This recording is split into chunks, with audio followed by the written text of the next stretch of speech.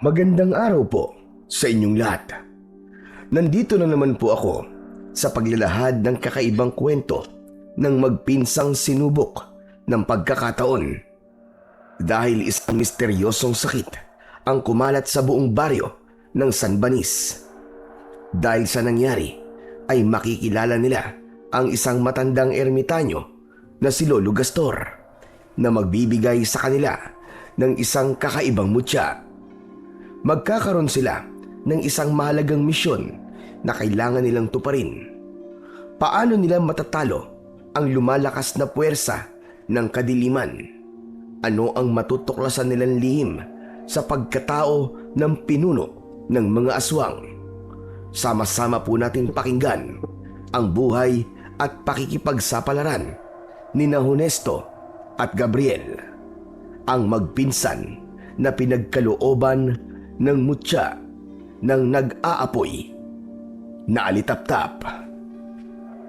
Ngunit bago po ang lahat mga idol, huwag po nating kalimutang mag-subscribe at i-hit ang notification bell sa aking YouTube channel na The Voice Addict at Apong Isaac para sa mas marami pang makapigil hiningang kwentong aswang at katatakutan mula sa mundo ng kababalaghan.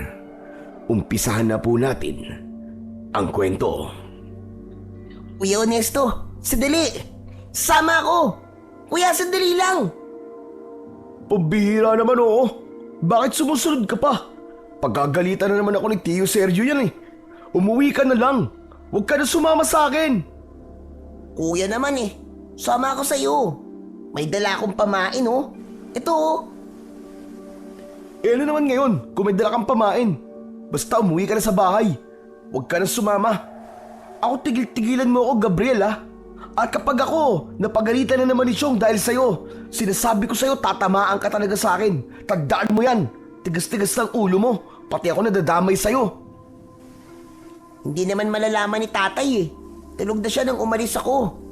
Akala ko ba palagi tayong magkasamang mamimingwit ng isda? Bakit naman pinapaalis mo ako ngayon, kuya? Huwag mo naman akong ipagtabo yan oh.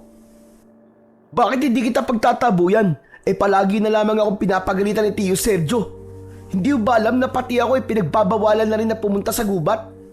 Ayokong palagi na lamang ako nag-aalala na baka kung isasama kita eh, mapagalitan na naman ako ni Tio Sergio. Nahihiya na rin naman akong palagi nasa sermonan ng dahil sa'yo. Saka, hindi ka naman nagpapaalam ng maayos kay Chong eh. Kaya, palaging ako nasa sermonan. Sige na, umuwi ka na dun. Kung hindi, ako ang uuwi. Sige ka. Pero, malayo na to sa bahay natin, kuya eh. Hindi na ako makakabalik sa bahay mag-isa dahil masyado nang madilim. Tapos, dadaan pa ako ng kakauyan. Kaya nandito na lang din naman ako. Eh, magkasama na tayo. Kahit ngayon lang, kuya. Payagan mo na ako sumama sa'yo na manghuli ng isda. Sige na, please. Ay nako, pambihira naman talaga oh. Kapag hindi ka talaga nasura. Ay, nakakainis. Kung bakit ba naman kasi sumunod-sunod ka pa rito eh. Tinakasan na nga kita eh. Humabol ka pa rin. Paniguradong ako na naman ang malilintikan nito. Kahit kailan talaga pasaway ka, Gabriel. Sige na, Kuya Honesto. Gustong gusto ko rin naman tumambay sa puno ng dao eh. Dahil sa mga alitap-tap na nakikita ko ron. Sige na, nakikiusap naman ako sa'yo, Kuya Honesto. Isama mo na ako doon. Ay nako, may magagawa pa ba ako? Pambihira naman oo. Tara na nga. Halos magtatatalon sa tuwa ang may 10 taong gulang na si Gabriel nang pumayag ang pinsan niyang si Honesto para isama siya sa gitna ng kakauyan. Malapit lang sa ilog na madalas nilang pagtambayan yon para mahuli ng isda. Masigla ang kanyang hakbang na nakasunod siya kay Honesto habang bitbit nila ang kawil na ginagamit nilang panghuli ng isda. Gawa ang kanilang kawil sa maladaliring sukat ng kawayan. May tamsi o nylon na konektado sa kawil. Maya-maya pa ay narating ng magpinsan ang kinaroroonan ng puno ng dao. Mula sa kanilang kinatatayuan ay tanaw na nila ang nagliliwanag na ilaw ng mga alitaptap Masarap yon sa kanyang pakiramdam. Parang nawawala ang kanyang problema sa tuwing nakikita ang magandang tanawin. Habang ang lagaslas ng tubig ay tunay na malamusika ang dating sa kanya. Kakaiba ang itsura ng kinatatayuan ng puno dahil nag-iisa lang itong nakatayo sa gitna ng malawak na damuhan. At sa tuwing pumupunta sila roon, palagi silang maraming inuuwing isda. Kaya naman, madalas na silang pumupunta sa tabi ng ilog. Sa isang liblib na baryo ng San Banis ay matatagpuan ang pinakamatandang puno ng dao. Sagana sa ilog at pananim na gulay ang lugar. Ngunit sa kabila ng kagandahan ng baryo, ang mga tao na nakatira rito ay palaging mga nagtatalo-talo. Ayaw magpalamang sa bawat isa, kaya nauuwi sa rambol o gulo. Kung minsan ay pinagsisimulan pa ng riot sa kanilang lugar, madalang ngumiti ang mga tao rito. Palaging nakasimangot at mainitin ang ulo. Madalas din ang pambubuli sa kapwa kababaryo nila. Kaya kung mahina ang loob, ay walang puwang para lumaban. Kaya naman, ang baryo ng Sambanis ang pinaka-iniiwasan lugar sa buong probinsya sa lugar na yon. Gabriel, ano ba? Ano bang tinatayo-tayo mo dyan? Maupo ka na, saka mo lang tingalain yung mga alitap-tap sa itaas ng puno. At kapag nakahuli na tayo ng isda, ay uuwi na rin tayo. Ayoko mapagalitan na naman ni Tio nang dahil sa'yo, pambihira ka talaga, oo. Wala nang nagawa si Gabriel, kundi ang ibaling ang atensyon sa upuang nasa tabi ng kanyang pinsan na si Honesto. Nagsimula na itong maglagay ng pain sa kawil at tahimik na inilaylay yun sa tubig. Kapag nanguhuli na sila ng isda, hindi na sila nagsasalita para hindi mabulabog ang mga isda. Kaya naman, gusto pa sanang magtanong ni Gabriel kay Honesto, ay nanatili na lamang siyang tahimik sa tabi nito. Maya-maya pa ay pumagitna na ang katahimikan sa kanilang paligid, habang ang tubig ay kumikislap dahil sa liwanag ng buwan. Ang kanila namang ilawang gasera ay pinatay nila dahil sapat na ang liwanag na nanggagaling sa ilaw ng maraming alitap-tap. Ang may 15 taong gulang na si Honesto ay ulila na sa mga magulang.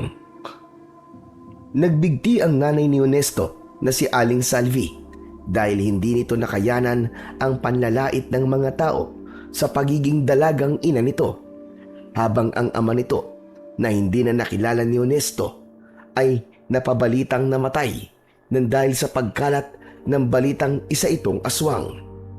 Biktima ang mga magulang ni Honesto ng pambubuli ng mga tao sa kanilang lugar. Kaya magmula ng araw na yon ay hindi na pinag-usapan ng mga tao ang ama ni Honesto. Kaya naman, ang ama ni Gabriel na si Mang Sergio ang umampon sa kanyang pinsan at itinuring ni Gabriel na para niya ng tunay na kapatid. Mabait at mapagmahal na kuya si Honesto, kaya't naging malapit sila sa isa't isa, dahilan upang palaging nakikita silang magkasama. Isa sa naging libangan ng magpinsan ang mamingwit ng isda sa ilog na malapit sa puno ng dao. Nagulat na lang si Gabriel sa masayang sigaw ni Honesto habang hawak ang tamsing nakahuli sa isda. Uy, uy, uy! May huli na ako! Ang astig naman! Ang laki ng huli kong isda! Matutuwa na naman ito si Tia Milen at Tio Sergio. Paborito nila to eh. Parang naaamoy ko ngayon ang swerte ah. Hindi maitago ang bakas na tuwa sa muka ni Honesto habang pinagmamasdan ang nagpupumiglas na isdang dalag. Tumayo si Honesto at inilagay ang huli nilang isda sa dala nilang basket, habang si Gabriel naman ay wala pa ring nahuhuling isda. Tila nang aasar na sinulyapan siya ni Honesto. Ayos lang yan, Gabriel. Baka mamaya may sisibad na rin na isda sa kawil mo. Maghintay ka lang. Una-una lang naman yan eh. Kuya Honesto, ayos lang sa akin na wala pa ako nahuhuli. Ang mahalaga masaya ako na makita ka nakahuli ng isda. Palagi mo nalang inaalala ang mga magulang ko. Palagi mo silang iniisip bago ang sarili mo. Ano ka ba naman, Gabriel? Siyempre naman. Para ko na rin silang totoong mga magulang, no? Mahal na mahal ko kayo. Pati ikaw. Kahit minsan matigas ng sobra ang ulo mo. Palagi akong napapagalitan dahil sa'yo. Pero ayos lang yun. Alam ko naman na para rin sa ating dalawa yun Ayaw nilang mapahamak tayong dalawa. Lalo na ngayon na marami nang napapabalitang tungkol sa mga nawawalang tao sa baryo natin. Walang pinipili. Bata, matanda at mga babae. Lahat naglalaho na parang bula. Kaya nga sa tuwing nasisermonan nila ako, hindi ko maiwasan ang hindi makaramdam ng hiya dahil mabait sila sa akin at nararamdaman kong mahal na mahal nila ako na parang tunay nilang anak. Kaya pasensya ka na kanina kung pati ikaw nasigawan ko. Ano ka ba naman, kuya? Ayos lang yun. Alam ko naman na mali yung ginawa ko Pero bakit nga kaya maraming nawawalang mga tao sa baryo natin, no? Saan kaya sila napupunta? Buhay pa kaya sila? Malay ko. Kasi pati si Kapitan walang nagagawa para mabawasan ang mga taong nawawala. Sa palagay ko, may mga atraso sila. Malay mo, may tao lang na nagalit sa kanila kaya't gumaganti. Katulad ng madalas natin nababalitaan, yung dinudukot at pinapatay. Dinadala sa kung saan. Tapos kapag lumipas ng maraming taon, saka lilitaw yung tao. At aaminin nila na sila ang pumatay. Parang ganun. Pero may bata rin na nawawala Kuya Ernesto. Bakit naman pati mga batang walang muwang idinadamay nila? Ang sama naman nila. Ang mga batang nawawala, iba naman ang dahilan nun. Sila naman ang mga katulad natin. Mga batang matitigas ang ulo. Kuya naman yan ka na naman Parang alam ko na kung saan na naman mapupunta tong usapan natin na to Sus, manghuli ka na nga lang ng isda. Ikaw kasi tanong ka ng tanong O ano, may dala ka bang tubig? Bigla ako nauhaw Nandun kuya, sa loob ng dala kong basket. Katabi ng mga pain natin na bulate. Ano ka mo, bulate? Ano ba naman yan? Nakakadiri naman ang sinasabi mo. Tinabi mo pa talaga sa tubig natin. Anak ng...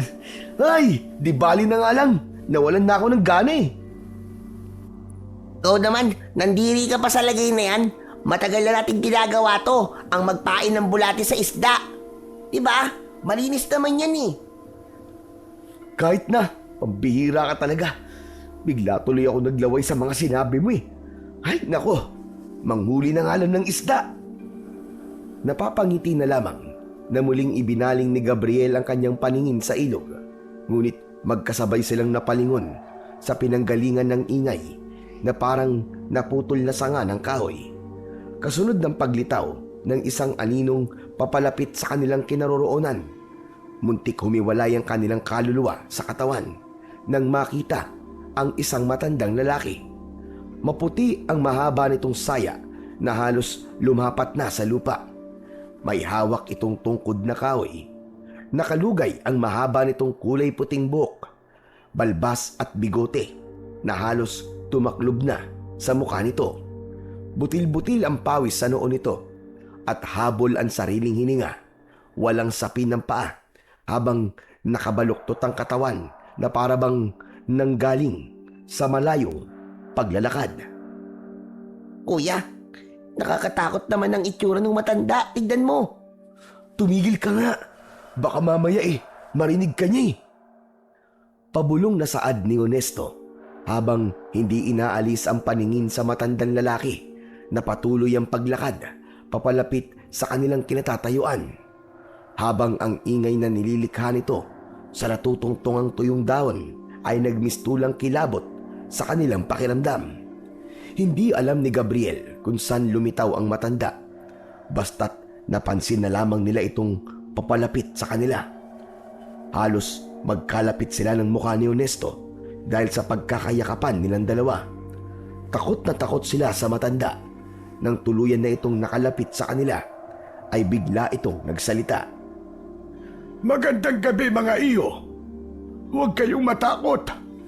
Maaari bang makahingi ng tubig sa inyo?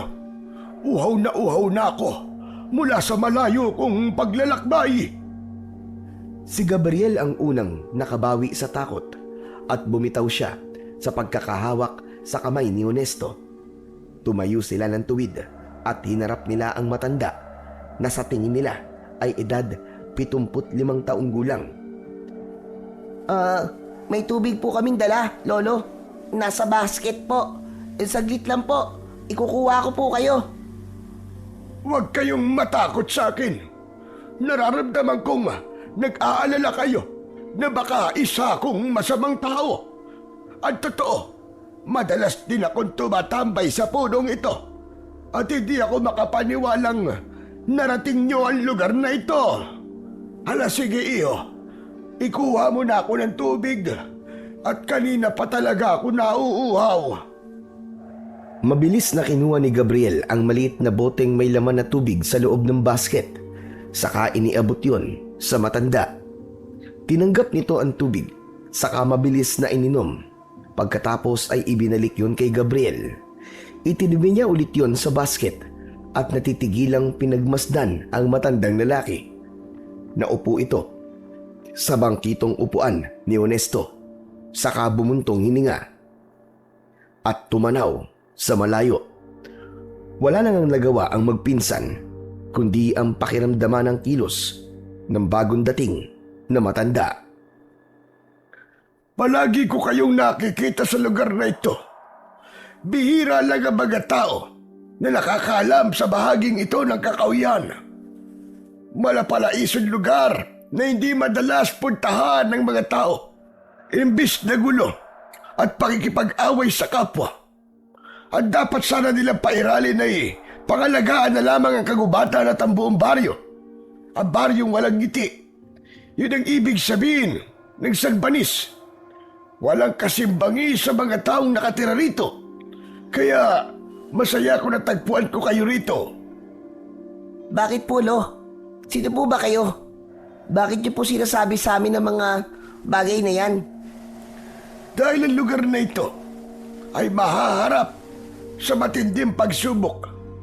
Kailangan ng mga bagong tagapagligtas na lalaban sa kampo ng kadiliman. At mukhang natagpuan ko na sila, ang mga bagong tagapangalaga. Lolo Gastor, yan ang pangalan ko, mga iyo. Teka po, tagapagligtas? Tagapangalaga? Hindi po namin kayo maintindihan, Lolo eh. Sa tamang pagkakataon, malalaman nyo kung sino ang mga tinutukoy kong bagong tagapagligtas. Ang sino mang mga batang nakakakita sa punong ito. Ang siyang nararapat na mga laga sa kakaibang kapangyarihan. Teka, hindi po namin naiintindihan ang mga sinasabi niyo, Lolo Gastor eh. Kaya kung maaari po sana, naku Lolo Gastor, pasensya na po umalis na po kayo. Pero naiilang po kami sa inyo eh. Kasi ngayon lamang po namin kayo nakita at nakilala tapos ganyan na po kagad ang mga sinasabi niyo sa amin. Naiintindihan ko nararamdaman nyo. Sa pagsapit ng takdang oras, malalaman nyo kung ano ang ibig sabihin ng mga sinasabi ko ngayon. Gusto ko lang makasigurong natagpuan ko na nga ang mga bagong tagapagligtas. O siya, sige, mag-iingat kayo sa inyong pag-uwi. Aalis na ako. Maraming salamat nga pala sa tubig, Gabriel at Honesto. Magkasabay na nagulat ang magpinsan nang banggitin ni Lolo Gastor ang kanilang mga pangalan. Kaya saktong pagtayo ng matanda ay nagsalita si Gabriel habang bakas ang pagtataka sa muka. Teka, Lolo Gastor, paano niyo po nalaman ang mga pangalan namin? Hindi naman po namin nababanggit sa inyo mga pangalan namin Kagaya ng nasabi ko kanina, palagi ko kayong nakikita sa ilalim ng punong ito. Naririnig ko na tinatawag niyo ang pangalan ng bawat isa.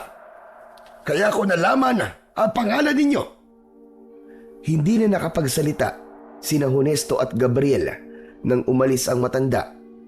Nagkatinginan silang magpinsan dahil sa kanilang pagtataka. Kaya lang, nang muli silang lumingon sa gawin ni Lolo Gastor, ay naglaho na ito na parang bula. Nawala ito sa kanilang paningin. Sinubukan ni Gabriel na luminga sa paligid ng kanilang kinatatayuan, ngunit wala silang napansin kung saan dumaan ang matanda. Dala ng matinding takot, ubod lakas, silang napasigaw at naiwan ang kanilang mga gamit sa gilid ng ilog. Ay! May multo, kuya! Takbo na, may multo! Diyos ko! Takbo! Bilisan mo, Gabriel! Takbo! Bilisan mo! Hindi maintindihan ng magpinsan kung saan sila pupunta. Nanginginig ang kanilang katawan at takot na takot sa biglang pagkawala ng matanda. Nagtaasan ang mga balahibo nila sa katawan na hindi halos lumapat ang kanilang mga paa sa lupa. Hindi na nila nilingon ang kinaroroonan ng punong pinanggalingan nila. Ang mahalaga ay makaalis sila sa lugar na yon. Ngunit pagsapit nila sa gitna ng kakahuyan ay hindi na nila matandaan kung saan ang daan pabalik. Mas lalo lang gumapang ang takot sa buo nilang katawan. Kuya, ano to? Saan tayo pupunta ngayon? Hindi ko mahanap ang daan papunta sa bahay natin. Naliligaw na yata tayo. Ay nako, sandali lang, huwag ka nga munang maingay. Lalo ako naguguluhan sa'yo eh. Hindi ako makapag-isip ng maayos eh. Ang ingay-ingay mo. Pambihira naman yan, oo. Sino ba kasi yung matandang yun? Nakakakilabot naman. Hindi kaya ang matandang yun ang nangunguha ng bata, Kuya Honesto? Diyos ko, nakakatakot naman. Umuwi na tayo, kuya, tara na. Oo na, huwag ka na muna magsalita. Tulungan mo na lang ako mag-isip. Taglit na naghari ang katahimikan sa magpinsan habang inililinga ang kanilang paningin sa paligid. Maya-maya pa ay narinig nila ang tila malakas na pagtawa ng isang nilalang na nagtatago sa ilalim na bahagi ng kakahuyan. Kuya, ano yun? Pinagtatawanan tayo. Pinaglalaroan yata tayo ng matanda kanina, kuya. Yung boses na naririnig natin ay hindi pag-aari ng boses ng matanda. Saka, kakaibang tunog. Parang nakakakilabot na tila dumadaan sa ilalim ng lupa. Kuya, ano ba? Wala namang ganyan, ano? Parang tinatakot mo na ako dyan eh. Tuluyan ng hindi nakagalaw sa kinatatayuan ang magpinsan. Nang mula sa kanilang kinaroroonan ay nakita nila ang isang nilalang na may kulubot na balat. Nilalantakan nito ang katawan ng kawawang usa. Habang hindi napapansin ang kanilang presensya, winawakwak ng nilalang ang tiyan ng hayop at bawat pagnasab nito sa katawan ng usa ay tumitingala ito sa langit. Tila tumatawa ito ng matinis na masakit sa kanilang pandinig. Nanginginig ang buong katawan ng dalawa na hindi inaalis ang tingin sa nilalang na abala pa rin sa paglantak sa karne ng hayop. Ngunit sa muling pagkagat ng aswang sa leeg ng usa, ay bigla itong tumigil sa ginagawa. Napatingin ito sa gawin nila. Pakiramdam ni Gabriel ay hindi na siya humihinga ng mga sandaling yon. Tila tumigil ang pagtakbo ng oras nang magtama ang kanilang paningin. Tumindig ang halimaw at kitang-kita nila ang namumulan nitong mga mata na tila nagbabagang apoy. Nakangisi itong humahakbang papalapit sa kanilang kinaroroonan. Tumutulo din ang malapot na dugo ng hayop sa bibig ng aswang. Sa pag-alingaw-ngaw ng tawa nito sa buong kagubatan, tumaklob ang labi ng nilalang sa mukha nito. Dahilan para magkaroon sila ng pagkakataong tumakbo para makatakas. Takbo, Gabriel! Takbo, bilisan mo! Takbo! Halos mabingi sila sa pagsigaw dahil sa labis na takot. Habang tumatakbo ay narinig nila ang muling pagtawa ng nilalang. Kaya naman, hindi na sila nagdalawang isip na sumigaw at tumingi ng tulong. Kaya lang ay bigla silang napatigil sa pagtakbo nang harangan naman sila ng isa pang nilalang na may dala ng isang pamilyar na aso. Duguan at wasak ang tiyan ng hayop. Nakalaylay ang laman loob ng aso habang dilat ang mga mata. Puchi! Kuya, si Puchi! Pinatay ng aswang! Pinatay mo ang alaga akong aso! Magbabayad ka, halimaw ka! Hayop ka! Hindi na napigilan pa ni Gabriel ang bugso ng kanyang damdamin. Nang makita ang kanyang alagang aso na si Puchi, hindi niya namalayan na sumunod ito sa kanya, kaya ito ang ginawang gabian ng nilalang na panay ang tawa. At dahil natatakluban ng labi ang mga mata nito, tinamaan ng suntok ni Gabriel ang maselang bahagi ng katawan ng aswang. Nabitiwan ito ang wala ng buhay na asong si Puchi, kaya nagwala sa galit ang nilalang at nagtawag pa yun ng mga kasama sa pamamagitan ng malakas nitong pagtawa. Naramdaman ni Gabriel ang kamay ni Honesto na humihila sa kanyang braso. Hindi niya binitiwan ang malamig na paa ng kanyang alagang aso habang wala siyang tigil sa pag-iyak. Halika na, Gabriel! Ano ka ba? Umalis na tayo! Wala na tayong magagawa! Patay na si Puchi! Tara na! Kuya, kawawa naman ang aso ko! Pinatay ng halimaw na yan! Wala na tayong magagawa! Kaya tara na! Halos kalad ka rin ni Honesto si Gabriel papalayo sa nilalang na muling nawala ang labing tumataklob sa mga mata nito. Para itong hyena habang gumigiri sa paglapit sa kanila.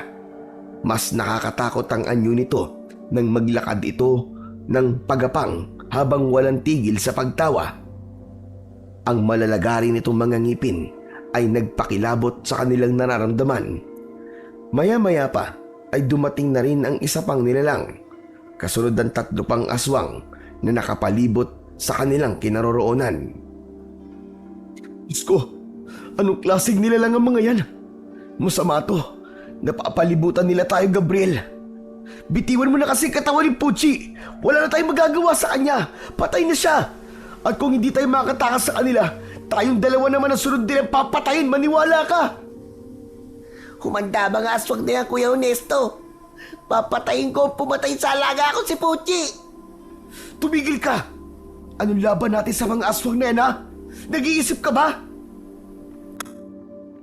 Napagtayo ni Gabriel ay biglang umatake sa kanila nang sabay-sabay ang mga nilalang na nakapalibot sa kanila. Wala silang madaanan, kaya't kinailangan nilang pagtulungan labanan ang mga nakaharang na aswang. Saktong nasugatan si Gabriel sa braso nang dumating ang matandang si Lolo Gastor. Matapang itong sumigaw at pinagpapalo ng hawak nitong tungkod ang mga aswang. Huwag kayong matakot sa kanila. Labanan at sabayan niyo sila. Huwag kayong magpakita ng kahit na konting kahinaan dahil mas lalo lamang silang magiging agresibo. Kahit nagulat ang magpinsan, ay sumabay sila sa matanda habang nakikipaglaban ito sa mga aswang. Natigilan ang mga to nang mangibabaw ang boses ni na Gabriel at Honesto, dala ng kakaibang sakit na nararamdaman ng mga aswang mula sa tama ng tungkod. Kumaripas sa mga ito ng takbo at naglaho sa madilim na bahagi ng kakawyan. Nang sumulyap sila sa kinatatayuan ng matanda, ay nahuni nilang nakaangat ang tungkod nito na tila ba isang makapangyarihang sandata na nagpatiklop sa mga nilalang. Sumama kayong magpinsan sa akin! Teka, sandali lang po, Lolo Gastor. Bakit naman po kami sasama sa inyo? Hindi naman po namin kayo lubusang nakikilala. Pagkatapos po ng mga nangyari sa amin ngayon, nakakatakot na po magtiwala sa taong ngayon lang namin nakilala. Tama po si Kuya Honesto, Lolo Gastor. Nakita po namin nang bigla po kayo nawala kanina. Mabilis po kayong umalis. Tapos bigla-bigla na lamang po kayo sumusulpot kahit saan. Nang dahil po sa mga sinabi nyo kanina, bigla na lamang po kaming inatake ng mga aswang. At pati po ang alaga ko si Puchi, pinatay po ng nilalang na yun. Magtiwala kayo, Honesto, Gabriel. Hindi ako ang dahilan kung bakit biglang nagpakita ang mga aswang. Wala akong gagawing masama sa inyo. May nais lamang akong ipagkaloob sa inyong dalawa dahil nasisiguro kong kayo nga ang matagal ko nang hinihintay. Kaya sumama muna kayo sa akin at mangangako kong walang mangyayaring masama sa inyo. Pero Saan po ba tayo pupunta, Lolo Gastor? Saan niyo po kami dadalhin? Pupunta tayo sa lugar kung saan ko kayo unang nakita. Sa kinaroroonan ng puno ng dao. Kaya halika na kayo. Kailangan malaman ninyong nakatakdang mangyari sa darating na mga araw ang muling paglaganap ng malaking suliranin sa baryong ito. Dala sa sinabi ng matanda, ay nag-aalalang nagkatinginan ang magpinsan. Hindi nila alam kung ano ang gagawin, kung sasama ba sila sa matanda o hindi. Kuya, iniligtas tayo ni Lolo Gastor. Wala naman sigurong masama kung magtitiwala tayo sa kanya. Pero baka kanina pa tayo nahanap ni Tio Sergio. Baka nag-aalala na siya sa atin. Hindi naman siguro tayo magtatagal doon, kuya. Gusto ko lang malaman kung ano bang klaseng nilalang ang pumatay sa alaga ko si Pucci. Gusto ko rin malaman kung ano ang bagay na gusto niyang ipagkaloob sa atin. Sa tingin ko nagsasabi naman siya ng totoo, kuya Natigil sa pag-uusap ang dalawa nang marinig nila ang boses ni Lolo Gastor. Pero umalis na tayo. Kailangan niyo magmadali dahil hindi tuluyang natakot o naitaboy natin ang mga aswang na umatake sa inyo kanina. Natitiyak kung babalik sila. Tuluyan na ngang natakot sina Honesto at Gabriel sa sinabing yun ng matanda. Mabilis na humabol silang dalawa sa paglalakad ng matanda. Ilang minuto lang ang itinagal ng kanilang paglalakad at muli nilang narating ang kinaroroonan ng puno ng dao. Nagkalat ang kanilang mga gamit sa lupa at napansin ni Gabriel na gumagalaw ang kanyang kawil. Kaya naman, mabilis na tumakbo si Gabriel papunta sa tabing ilog. Tuwang-tuwa siya at sabik na iniangat ang kawayan. Ngunit nadismaya siya nang makita ang isang maliit na pagong. Hindi napigilan ni Honesto ang hindi matawa sa reaksyon ng muka ni Gabriel. Kaya naman, dala ng inis, ay inihagis niya ang kanyang kawil sa mismong ilog. Hindi na rin maitago ng matanda ang tuwa sa nakikitang asaran ng magpinsan. Hindi nagtagal ay muling nagsalita si Lolo Gastor. Naniniwala ba kayong ang nakikita ninyong puno ng dao ay kakaiba sa lahat ng mga punong nakatayo dito sa gubat? Sabay na napatingala sa itaas ng puno ang magpinsan habang maliwanag nilang nakikita ang ilaw ng mga alitaptap. Muli silang sumulyap sa matandang nakatayo at hawak ang tungkod. Kayo lamang ang nakakakita sa maiwagang punong yan.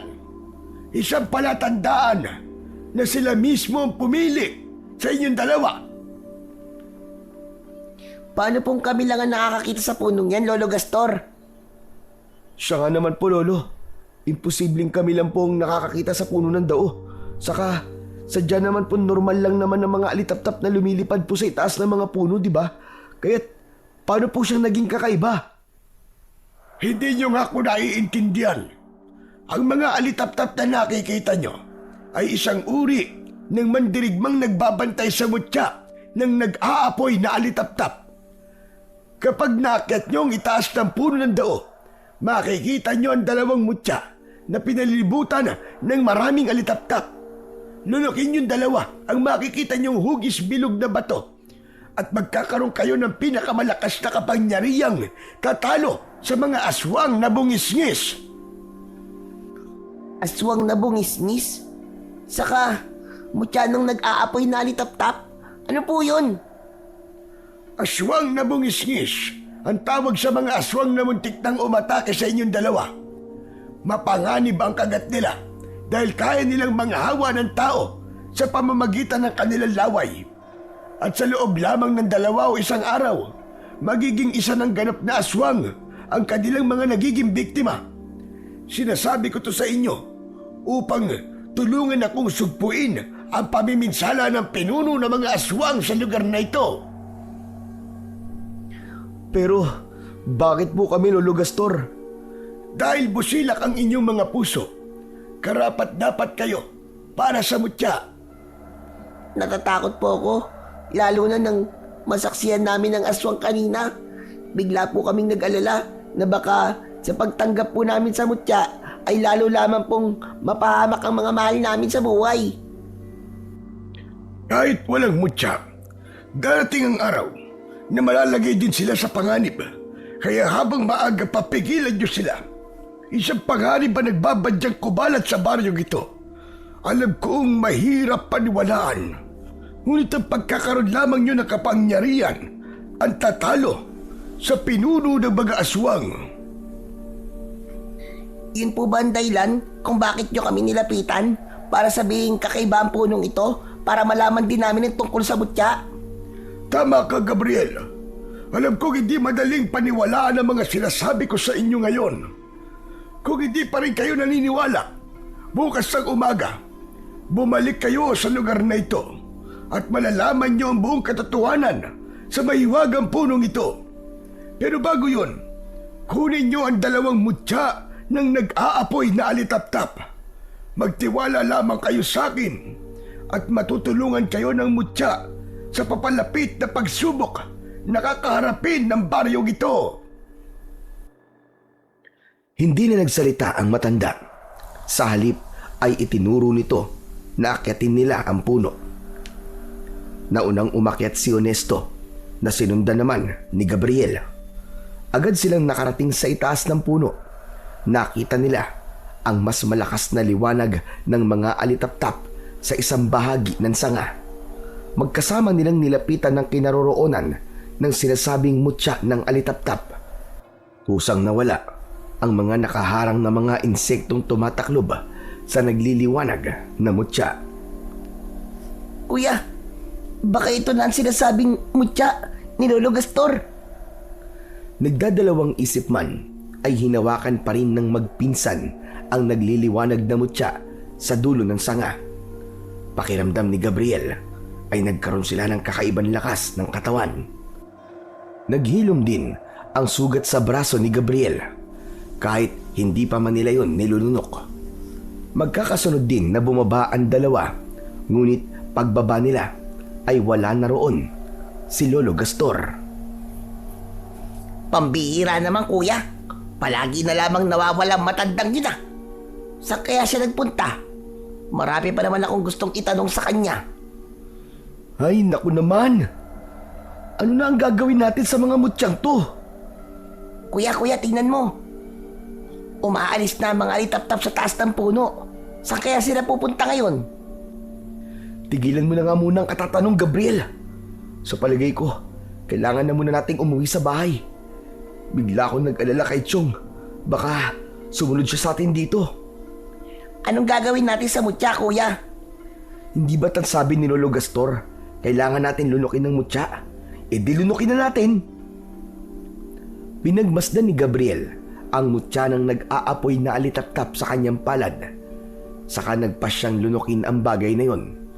Pagkatapos ay si Honesto naman ang sumunod na lumunok sa mutya. Pareho silang natumba sa lupa.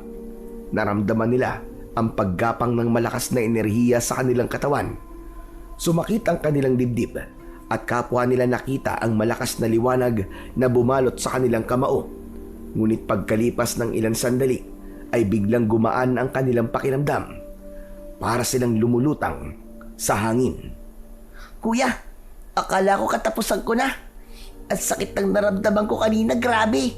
Baka may laso ng mutya na to ah. Sa palagay ko, Gabriel, hindi laso ng mutya, kundi nagkaroon tayo ng kakaibang lakas sa katawan. Nagsasabi nga ng totoo si Lolo Gastor. Kaya lang, bigla akong nag-alala dahil hindi natin alam kung gaano kahirap ang mga pagdadaanan natin pagsubok kapalit ng misyon. Saglit na naghari ang katahimikan sa kanilang paligid bago muling nagsalita si Honesto. Tara na, iligpit na natin ang mga gamit natin at uuwi na tayo. Mabuti pa nga kuya. Bigla kasi akong kinilabutan sa paligid natin eh. Mabilis nilang naihanda ang kanilang mga gamit. Bit-bit ang kawil at ang nag-iisang huli ni Honesto. Ilang oras lang ang ginugol nila sa paglalakad nang marating nila ang kanilang bahay. Bumundol ang kaba sa kanilang dibdib nang makita nilang nakabukas ang ilaw na gasera sa kanilang balkonahe. Hindi nila alam ang kanilang gagawin dahil natitiyak nilang alam na ni Mang Sergio ang ginawa nilang pagpunta sa Kakahuyan, kung saan ay mahigpit nitong pinagbilinan na huwag silang pumunta sa gubat, lalong-lalo na kapag gabi na. Pagbungad nila sa pintuan ay nagulat sila nang makitang nakatayo ang 55 taong gulang na si Mang Sergio. Naniningkit ang mga mata nitong namumula ang pisngi nang dahil sa labis na galit. Napansin din ni Gabriel ang kulay puting tela na nakabenda sa braso ng kanyang ama. Hindi siya makatingin dito kahit nasa tabi pa nito ang kanyang inang, si Aling Milen. Saan kayo nang galing na dalawa? Sabihin nyo nga. Tay, pasensya na po. Tumakas na naman po ako sa inyo. Wala pong kasalanan si Kuya Ernesto.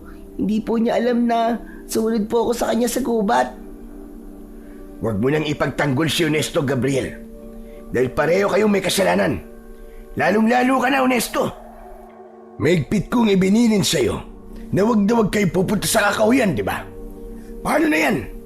Inabala ko lahat ng mga tanod sa pagharap sa inyo. Hinanap kayo at muntik ako mapahamak. Biglang may umatake sa akin na hindi ko man lang nakita kung anong klaseng nilalang.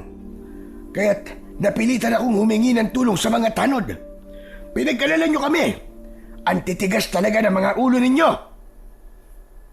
Chong, pasensya na po talaga kayo. Gusto ko lang naman pong hulihan kayo ng paborito nyong isda eh. Hindi na po mauulit. Talagang hindi na mauulit. Wala akong pakialam sa isda, Ernesto. Ang gusto ko, makinig kayo sa mga sinasabi ko. Dahil sa oras na banyapuan kayo na masasamang nilalang na nagtatago sa kabundukan. Aba, hindi ko na alam kung saan kayo pupulutin. Nakikita niyo ba ang sugat ko sa braso? Ito! Ito na pala ako sa paghalap sa inyo. Akala ko nilapa na kayo ng mababangis na hayop doon sa gubat. Masyado na yata ako nagiging mabait sa inyo. Kaya hindi na kayo marunong pagsabihan. Pasensya na po, Tay. Patawarin niyo po kami. Talagang hindi na po mauulit. Pasensya. Talagang hindi na mauulit. Dahil hindi na muna kayo lalabas ng bahay hanggat wala akong sinasabi. Patawarin niyo na po kami, Chong. Hindi ko mapapalampas ang katigasan ng ulo nyo. Kaya huwag na kayong humingi ng tawad. Dahil hindi naman kayo marunong magtanda. Paulit-ulit nyo pa rin ginagawa Hala sige, pumasok kayo sa loob ng kwarto nyo. Saan ba talaga kayo nang galing? At ganyan ang mga amoy nyo.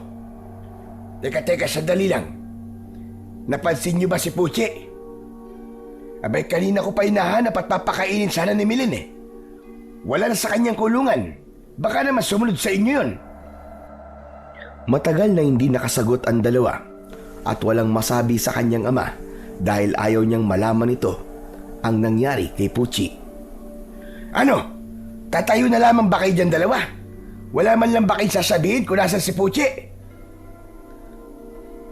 Tay, wala na po. Baka gumala lang po sa kapitbahay natin si Puchi. Sige po, papasok na po kami sa loob ng kwarto.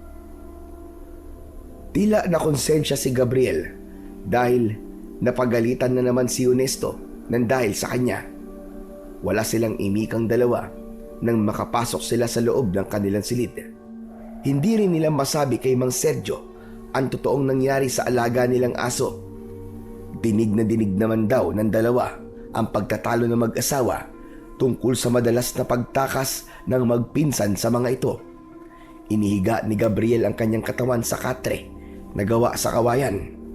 Hindi lang nila namalayan kung paano silang nakatulog. Kinabukasan ay napabalikwas ng bangon si Gabriel nang marinig nila ang malakas na sigawan ng mga tao sa labas ng kanilang bakuran. Pagbangon niya ay nakita niyang nakasilip sa bintana si Ernesto. Kuya, ano nangyayari? Galit na galit ang mga tao dahil napahamak ang kanilang kaanak. Ang huli kong narinig may natagpuan na naman doon na patay sa Kakahuyan. Pero ang alam natin, mga hayop lang ang pinapatay ng mga nilalang na yon. Ano kayang nangyayari sa baryo natin, kuya? Hindi kaya ang mga nabiktima kagabi ang mga tanod na naghanap sa atin? Kapag nagkataon, lagot tayo kay Tiyo. Saka, kasalanan natin kapag may nangyaring masama sa kanila. Diyos ko, tulungan niyo po kami. Sana, mali ang hinala ko. Magkakasunod na paglunok ng laway ang nagawa ni Gabriel. Nag-aalala siya at hindi kakayanin ng kanyang konsensyang may namatay nang dahil sa kanila. Hindi nga nagtagal ay biglang pumasok sa loob ng kanilang kwarto ang galit na si Mang Sergio. Nakita nyo na! Nakita nyo na! Narinig nyo ba kung ano ang mga nangyari sa mga tanod na naganap sa inyo kagabi? Inatake sila ng mga aswang at malala ang sugat sa katawan. Merong mga namatay at lahat sila galit na galit sa inyong dalawa.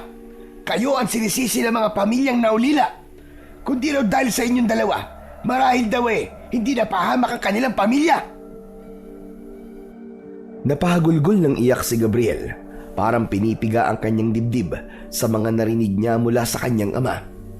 Kahit na humingi sila ng tawad sa mga pamilyang namatayan, ay natitiyak nilang masasaktan lamang sila sa sasabihin ng mga yon.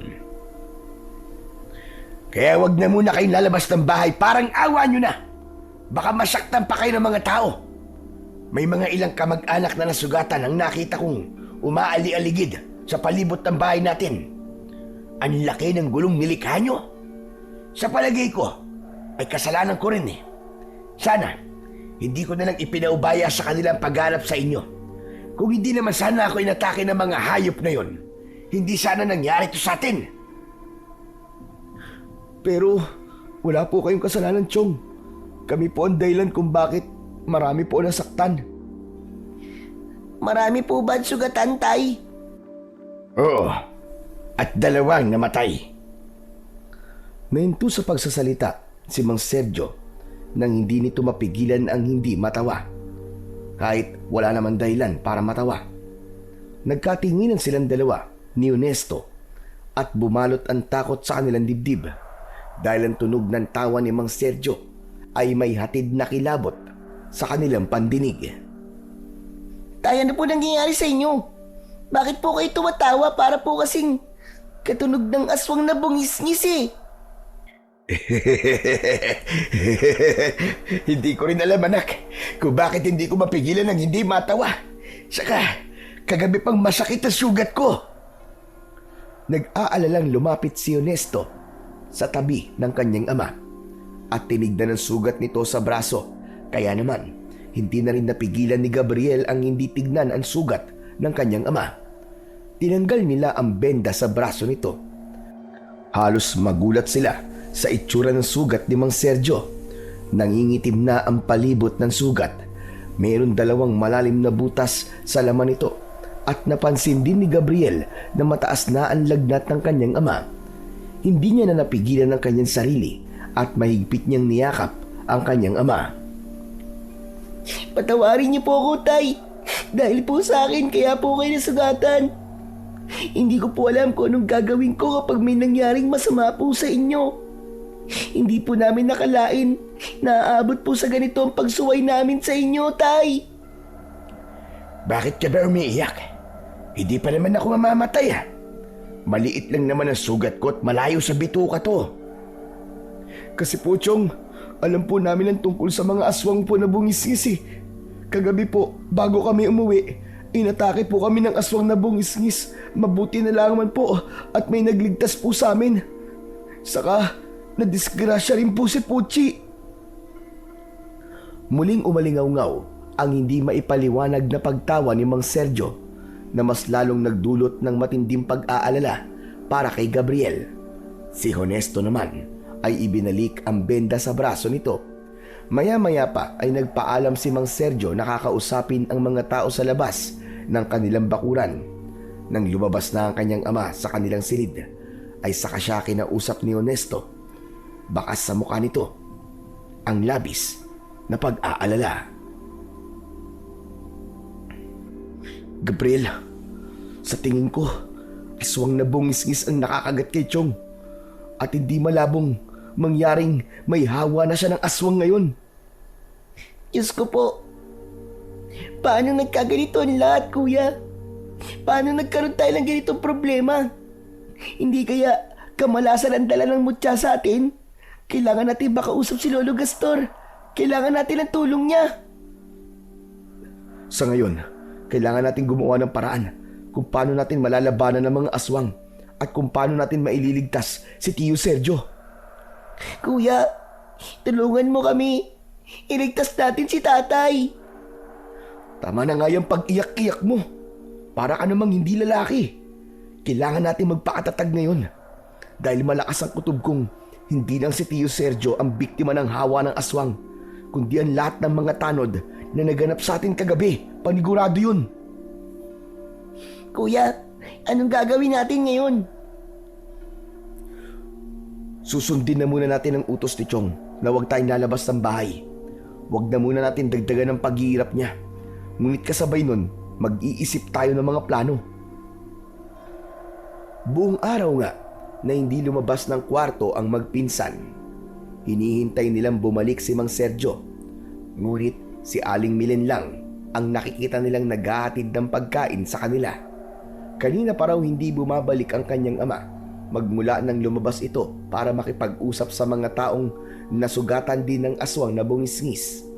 Tuluyang kumalat sa buong baryo ang tungkol sa mga aswang. Kaya naman, takot na ang ilang tanod na magronda sa gitna ng kagubatan. Magmula rin na makausap nila si Mang Sergio ay hindi na nakita ni Gabriel ang kanyang ama. Kaya isang gabi ay narinig na nila ang malalakas na pag-iyak ni Aling Milen sa kabilang silid. Hindi na nakatiis si Gabriel at nilapitan niya ang kanyang ina na nakaupo sa gilid ng katre. Nay, si tatay po.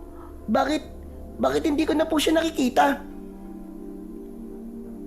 Tumingin ng masama sa kanya si Aling Milen.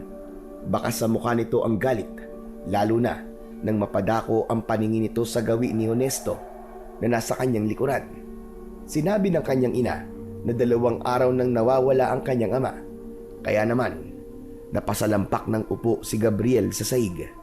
Dinig na dinig niya ang sinabi ng kanyang ina na kung hindi raw matigas ang kanilang ulo, ay hindi raw mapapahamak si Mang Sergio. Sige na po, kasalanan ko na po. Ako na po ang dahilan. Ililigtas ko po si tatay, nay. At pagbabayaran ng mga aswang na yon, ang ganiwa nila sa tatay ko. Nang gabing yon, ay lumabas ng bahay sina Honesto at Gabriel para hanapin ang kanyang ama.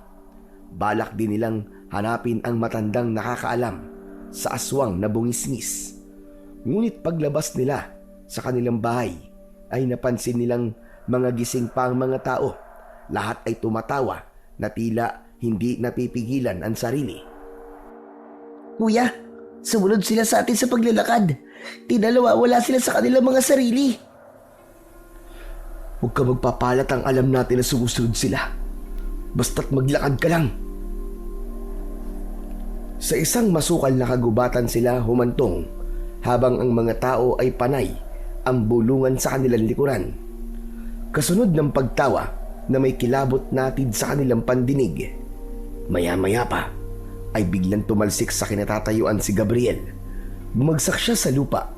Naramdaman niya ang masakit na pagtama ng kamao ng aswang sa kanyang tiyan. Si Honesto naman ay mabilis na nakaiwas sa muling pag-atake ng mga nilalang sa kanilang paligid. Nasaksiyan nila ang pagbabagong anyo ng mga taong nakasunod sa kanila. Nakalantad ang malalagari nitong mga ngipin, pati na ang malaki nitong bibig na halos tumaklob sa buong muka ng mga nilalang. Mabilis na bumangon si Gabriel at inatake ang mga kalaban. Isa-isang sinuntok ni Gabriel ang mga ito. Kasabay niya si Honesto na hindi napapansin ang kakaibang mga kilos nila. Isang malakas na pagsuntok ang ginawa ni Gabriel na tumama naman sa muka ng nilalang. Saka lamang niya napansin ang malaapoy na liwanag na bumalot sa kanilang kamay. Natunaw ang katawan ng mga kalaban, maging si Honesto na hindi makapaniwala sa nasasaksiyan ay muling ipinagpatuloy ang pakikipaglaban sa mga aswang na bungis-ngis. Napuno ng ingay ang buong kagubatan hanggang sa biglang tumahimik ang paligid at ang mga natitira ay ang nilalang na nakatayo sa kanilang harapan. Nagulat sila sa pagdating ng isang nilalang habang nakatingin sa kanilang dalawa ni Honesto. Mapupula ang mga mata nitong tumutulo ang malapot na laway. Subalit nakikilala nila ang suot nitong damit. Bumundol ang kaba at takot sa kanyang dibdib dahil ang aswang na makakalaban nila ay walang iba kundi si Mang Sergio. Tay! Tay, ikaw ba yan, Tay? Teka, sandali lang Gabriel. Huwag kang lalapit sa kanya. Hindi niya na tayo nakikilala. Hindi na siya si Tio Sergio. Hindi maaari. Alam ko nakikilala niya pa rin tayo, kuya. Tay, nakikilala niyo kami, di ba? Ako po to si Gabriel. Ako po ang anak niyo. Wala akong ibang kilala, kundi ang Panginoon ko. Kaya huwag na kayong lumaban. Ibigay niyo sa akin ang mutya. Gabriel, makinig ka. Hindi niya tayo nakikilala. Kaya mag-iingat ka. Balak niyang kunin ang mutya sa atin. Tay, makinig kayo. Labanan niyo ang epekto ng awa ng aswang sa inyo. Tay, nakikiusap ako. Imbis na makinig, ay biglang sumugod si Mang Sergio papalapit sa kanilang kinaroroonan habang panay ang pagtawa nito na masakit sa kanilang tenga. Bawat pag-atake nito ay iniiwasan ni Honesto at Gabriel. Kaya naman may pagkakataon na kapag tinatamaan sila ng mahahaba nitong mga kuko ay doble ang sakit na nararamdaman ni Gabriel. Parang kutsilyo na paulit-ulit na sumasaksak sa kanyang dibdib. Bawat pagtingin niya sa kanyang ama ay tumutulo naman ang kanyang luha. Hindi nila maaaring gamitin ang kanilang kapangyarihan sa kanyang ama dahil kapag nagkamali sila, maaaring buhay nito ang magiging kapalit. Hindi tuloy maiwasan ni Gabriel ang hindi sumama ang loob sa matandang nagbigay sa kanila ng mutya, pati na sa kanyang sarili. Maya-maya pa ay tila napagod si Mang Sergio sa panay na pag-atake nito. Biglang dumating si Lolo Gastor. Hawak nito ang tungkod na ipinangharang sa nakayukong si Mang Sergio. Samantalahin niyo ang kanyang pagpapahinga. Hindi niyo siya kailangan labanan. Ang kailangan natin ay madalas siya sa ilog na madalas niyong tambayan. Hindi na naitago pa ni Gabriel ang galit para sa matanda. Masama ang tingin na sinalubong niya ng masasakit na salita si Lolo Gastor. Kasalanan niyo po ito. Kayo ang dahilan kung bakit kami nandito sa sitwasyon to. Ibalik niyo si tatay. Alisin niyo ang hawas ng aswang sa katawan niya. Hindi ito tamang oras para magsisiyan. Pero dapat mo lang malaman na ikaw, kayong dalawa, ang may kasalanan sa mga nangyayari sa inyong ama. At hindi ako ang dahilan kung bakit nangyayari ito sa inyo. Huwag kayong maghanap ng masisisi para lamang may sumalo sa mga kasalanan ninyo. Wala po kaming kasalanan. Nangyari po ito. Magmula nang makilala namin kayo ni Gabriel. Mangyayari pa rin ito kahit wala ako at ang mutya. Sa halip nandito lamang ako para tumulong sa inyo. Kung hindi kayo kikilos, lahat ng mga taong nakatira sa baryong ito ay magiging aswang na bungis-ngis. Isa itong salot at kayo lamang ang makakapigil sa nangyayari nito. Magsasalita pa sana si Gabriel nang muling tumayo si Mang Sergio at inatake sila. Sumugod ito gamit ang kamay at naglakad ng pagapang. Dala ng matinding takot, mabilis na tumakbo ang magpinsan pati si Lolo Gastor. Nagpahabol sila sa aswang na si Mang Sergio papunta sa lugar na madalas nilang tambayan. Pagkakataon na nilang madala ang kanyang ama sa ilog. Mabilis ang takbo ng nilalang na halos hindi lumapat ang mga paa at kamay sa lupa. Patuloy ito sa pagbungis-ngis na parabang nagtatawag ng kasama. Ilang saglit lang ay narating nila ang kinaroroonan ng ilog. Tumigil sa pagtakbo at hinintay ang pagdating ni Mang Sergio. Huwag na kayong magmatigas. Ibigay niyo na sa akin ang mutya. Kailangan mahulog siya sa batis para maugasan ang buo niyang katawan. Umisip kayo ng paraan kung paano siya mahuhulog sa ilog. Magtiwala kayo sa naiisip kong paraan. Matatanggal ang hawa ng aswang sa kanyang katawan. Wala nang nagawa si Gabriel kundi ang maniwala ulit sa sinasabi ni Lolo Gastor. Naisip niyang siya ang magsisilbing pain para mahuli sa bitag ang kanyang ama, habang si Honesto naman ay umikot sa likuran ni Mang Sergio at ito naman ang tutulak sa ama ni Gabriel. Pumwesto siya sa gilid ng ilog at sinigurado muna niyang nakahanda na rin si Honesto sa naiisip nilang gawin. Sige, kung gusto mo makuha ang mutya, dali, lumapit ka sa akin. Kunin mo! Talaga? Hindi ka nagbibiro? Kung ganun, ibigay mo sa akin ang aking mutya! Lumapit ka! Kunin mo sa kamay ko! Ipinakita ni Gabriel ang kanyang kamay at lumabas ang bolang apoy na nagliliyab sa liwanag. Lumawak ang pagkakangiti ng nilalang at tumaklob ang labi nito sa mga mata ng aswang.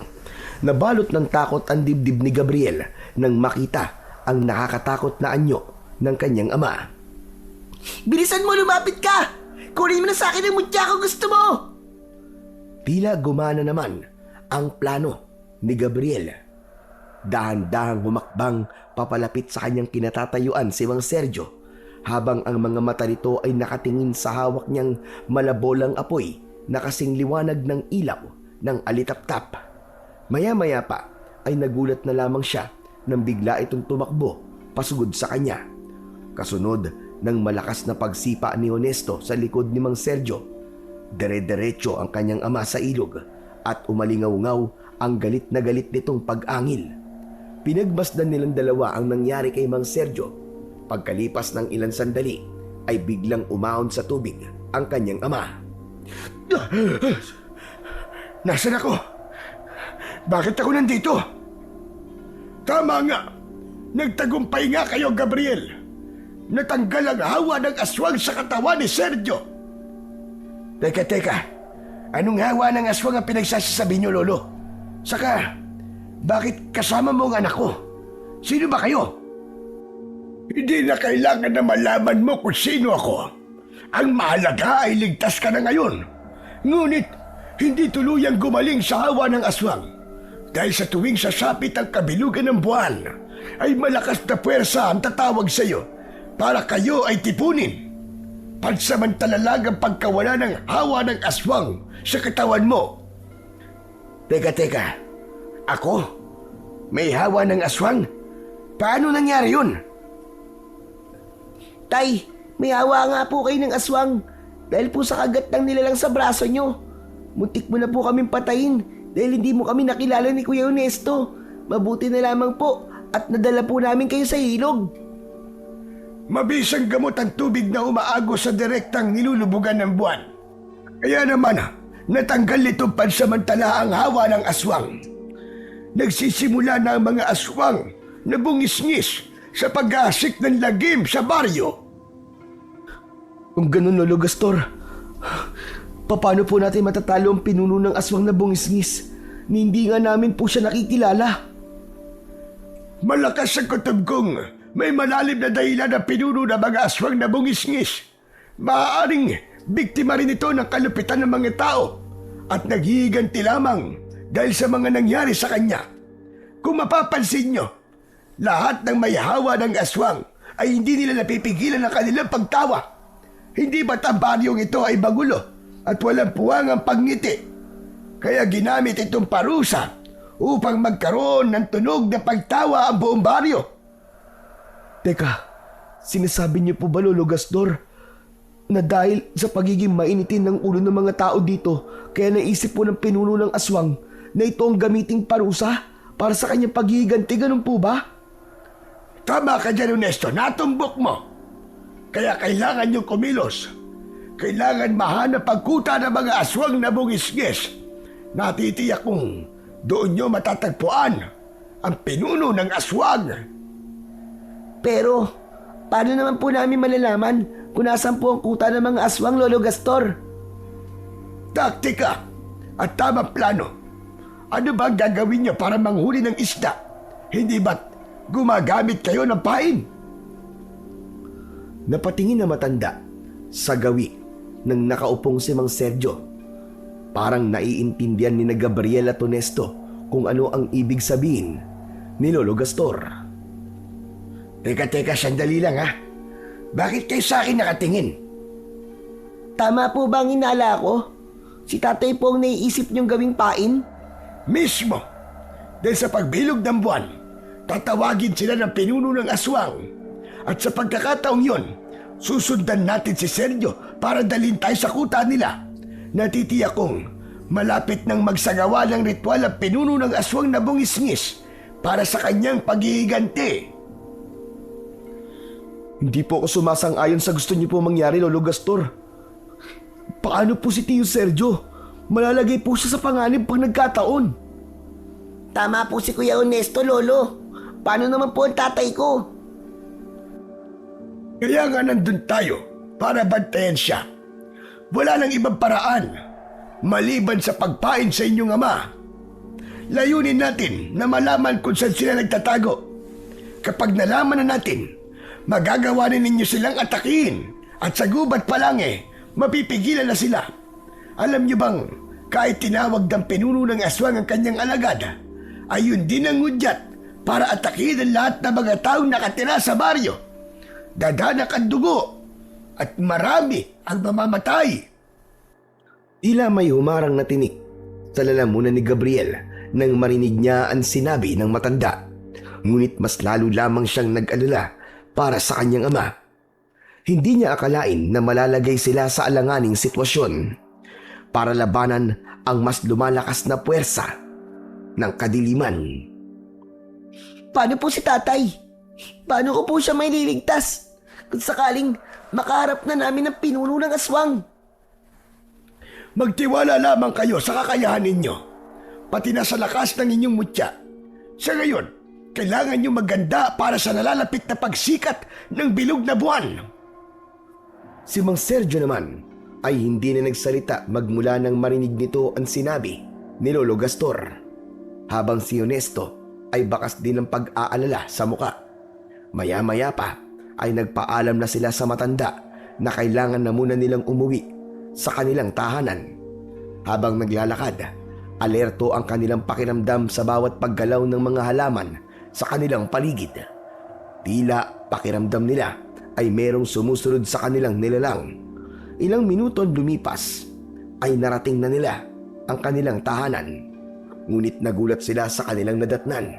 Nagkalat ang mga tao sa lupa, sugatan, ang iba naman ay umiiyak. Nanlalaki ang kanilang mga mata na nagkakatinginan dahil alam nilang walang kasama ang kanyang ina sa bahay. Mula sa labas ng kanilang bakuran ay dahan-dahang humakbang papalapit si Mang Sergio at Honesto. Samantalang si Gabriel ay halos hindi na humihinga dahil sa labis na pag-aalala.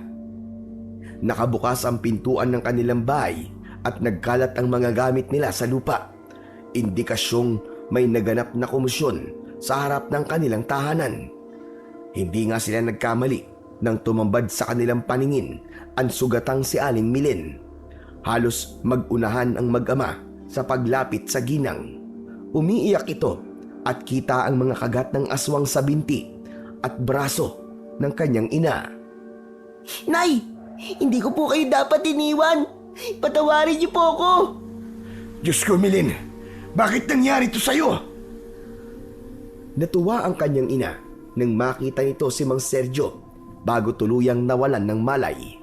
Mabuti na lamang at nagawa ng buhati ni Mang Sergio si Aling Milen para dalhin ito sa kwarto. Si Honesto ang nagsara ng pintuan at bintana nang maihanda ang kanilang mga kakailanganin sa panggagamot kay Aling Milen. Ay nakuyom na lang ni Gabriel ang kanyang kamao. Galit na galit siya sa mga aswang na nanakit sa kanyang ina at hindi malabong mangyari na magkaroon din ito ng hawa ng aswang na bungis-ngis. Lahat ay pinagsisihan ni Gabriel. Pakiramdam niya, sa kanya nagsimula ang lahat. Pagkalipas ng ilang araw ay nangyari na nga ang pinakahinihintay nila. Ang sumapit ang bilog na buwan. Ngunit sa pagkakataong yun ay mga magulang mismo ni Gabriel ang naging pain para malaman kung saan nagkukuta ang pinuno ng mga aswang. Hindi nila maaaring igapos ang kanyang mga magulang dahil sa oras na tawagin na ito ng puno ng aswang ay pahihirapan naman ito ng kakaibang sakit sa dibdib, sanhi ng pagkauhaw sa dugo at gutom sa karne ng tao. Mabilis ang hakbang na sumunod sila sa kanyang mga magulang, kasama sina Honesto at Lolo Gastor na hindi inaalis ang paningin sa naglalakad na mag-asawa. Halos maiyak sa sobrang takot si Gabriel para sa kaligtasan ng kanyang mga magulang. Hindi nagtagal ay narating nila ang isang liblib at tagong lumang bahay na gawa sa tabla.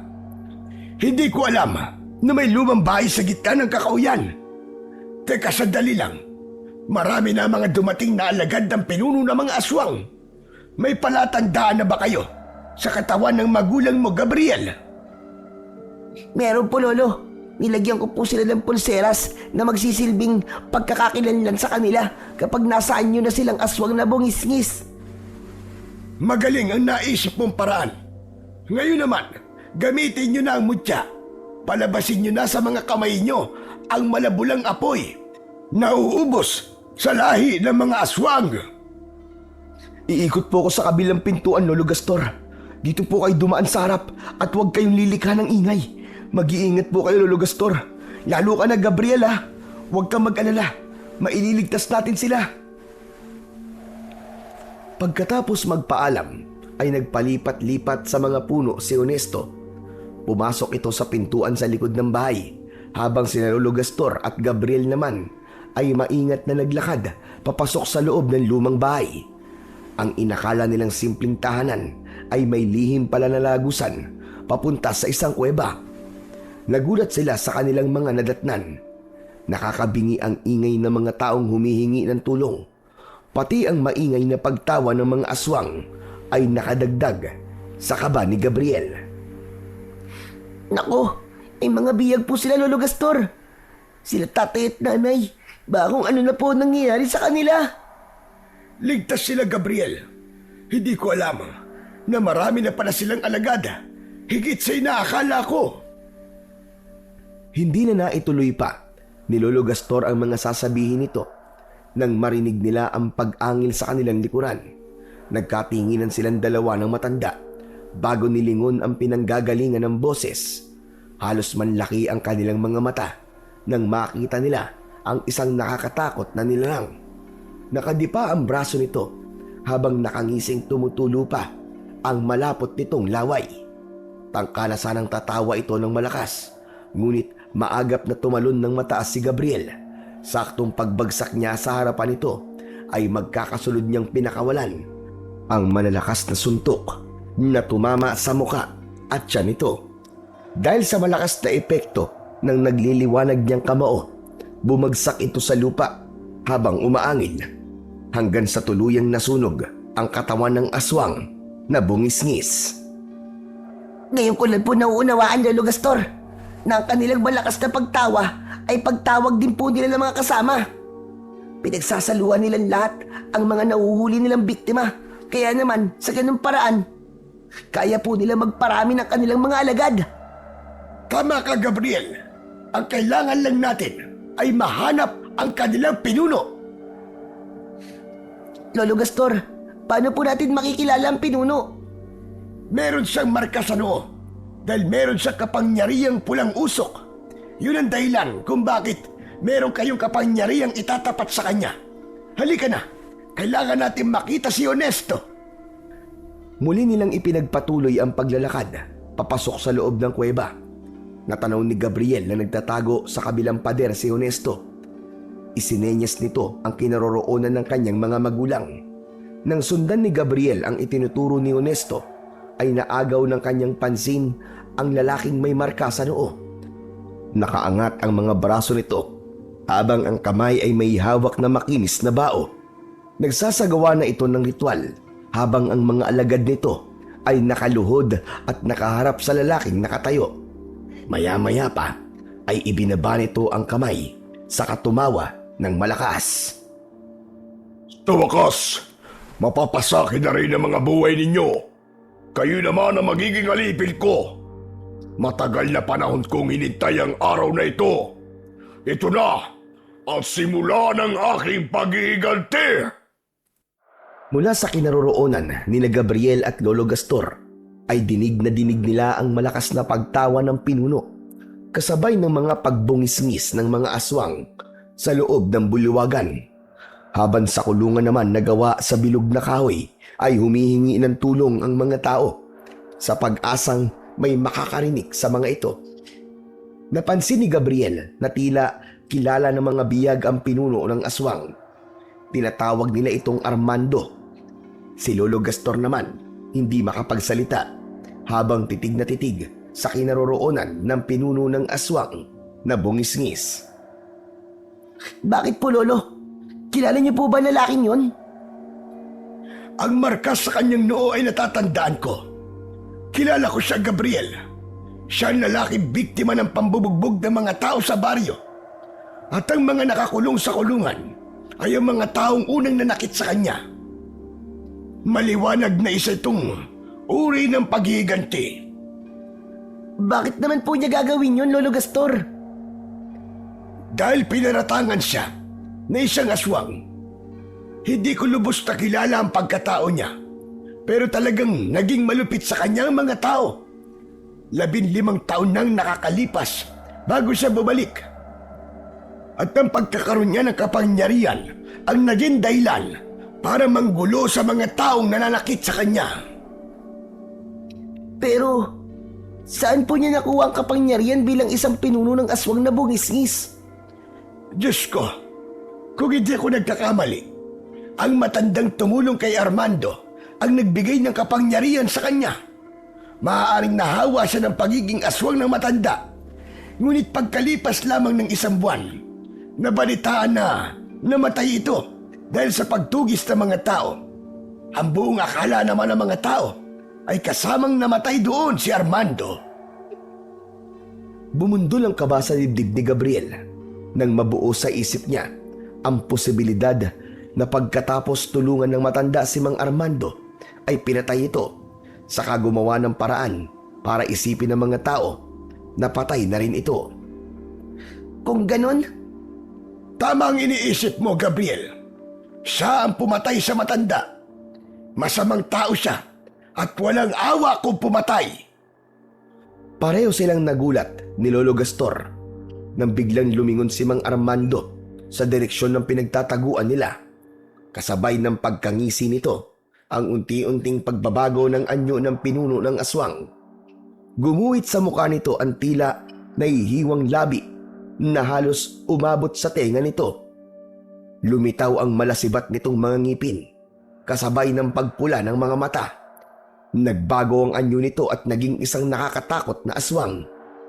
Umalingaw-ngaw ang makapanindig balahibo nitong pagtawa saka malakas na sumigaw. Hulihin ang mga taong yan at dalhin sa akin! Mabilis ang pagkilos ng may 20 alagad na aswang na bungisngis.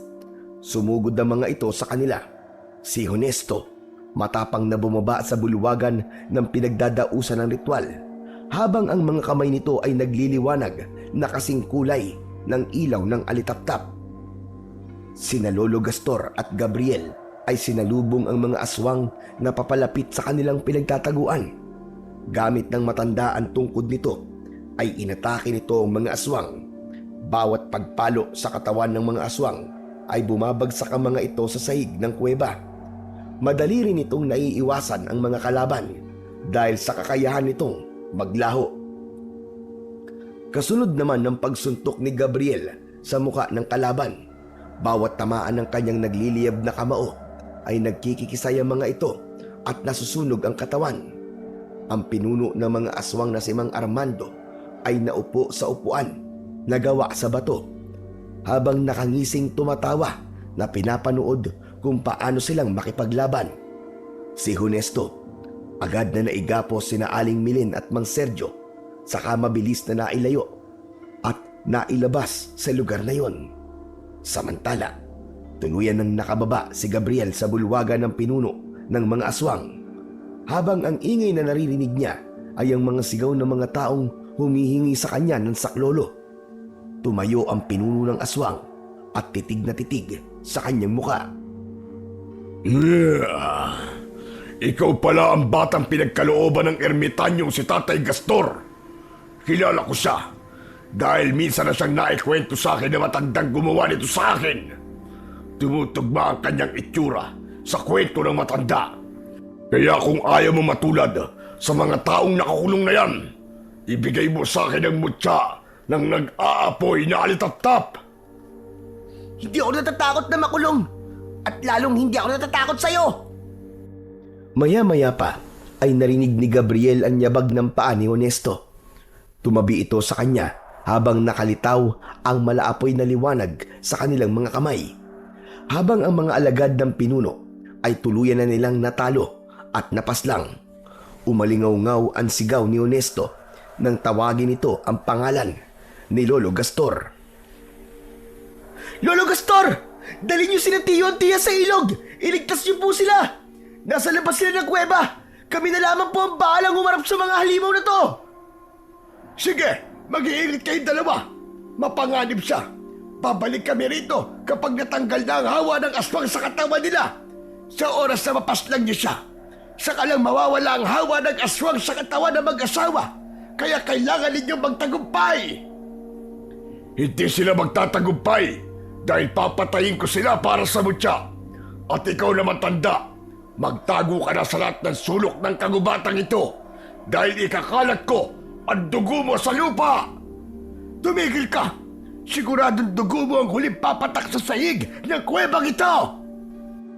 Isang mabilis na pag-ikot sa ere ang ginawa ng matanda bago ito tuluyang naglaw. Saka naman binalingan ni Honesto at Gabriel ang nakangising pinuno ng mga aswang.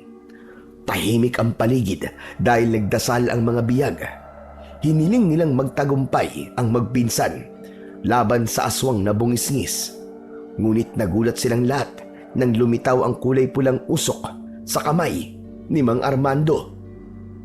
Gabriel, mag-iingat ka! May kapangyarihan din siya na kayang tumapat sa kapangyarihan ng ating mutya. Nasabi na sa akin ni Lolo Gastor yan, kuya. Ang sabi niya, matatalo natin ang pinuno kapag pinagsama natin ang lakas ng ating mga mutya. Akala ba ninyo, kayo lang ang merong kapangyarihan?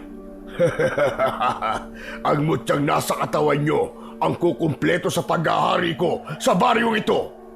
Hindi na ninyo mararanasan kung paano magkaroon ng normal na buhay. Dahil gagawin kong impyerno ang mga buhay ninyong lahat, katulad ng ginawa nyo sa buhay ko. Matitikman nyo ang aking pag-iiganti! Pero hindi pa rin ibig sabihin nun na magdadamay ka ng mga inosenteng tao.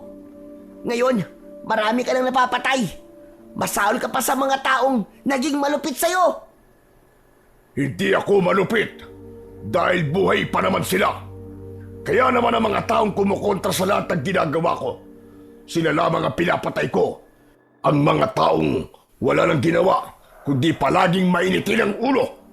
Walang kasiyahan sa buhay at palaging mga nakasimangot. Sila ang madaling nahahawa ng pagiging aswang. Magpasalamat na lamang kayo at buhay pa rin kayo hanggang ngayon. Magpapasalamat kami kapag nawala ka na sa mundong to. Wala ka nang ipinagkaiba sa demonyo. Kaya ang nararapat sa'yo, parusahan at sunugin sa impyerno.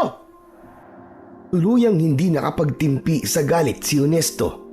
Ito na mismo ang sumugod sa pinuno ng aswang. Ngunit sinalubong ito ng malakas na kulay pulang usok na bumalot sa leeg ng kanyang pinsan.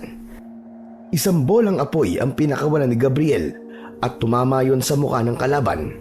Ngunit hindi ito natinag.